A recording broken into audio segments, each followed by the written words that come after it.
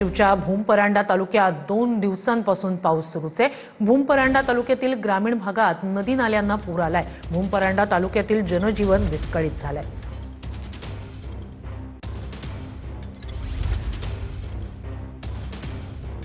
तर याचा आढावा घेतलाय आमच्या प्रतिनिधीने।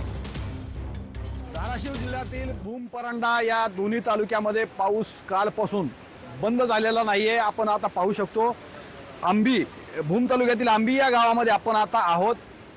आंबी गावातील ही गावाच्या कडेला असलेली अंबिका नदी आहे। या नदीला सुद्धा मोठा पूर आलेला आपल्याला पाहायला मिळतोय। या साईडला जर पाहिलं तर एक गाडी सुद्धा रात्री पाण्यामध्ये वाहून गेलेली आपल्याला पाहायला मिळते। एकंदरीतच मोठा पूर या नदीला आला होता। सगळं जनजीवन जे आहे ही विस्कळीत झालेलं आहे। भूमपरांडा दोन्ही तालुक्यामध्ये मोठा पाऊस 2 दिवसापासून सुरू आहे। शेती पिकाचं मोठं नुकसान झालंय। श्रीराम क्षीरसागर, TV9 मराठी, धाराशिव, भूम।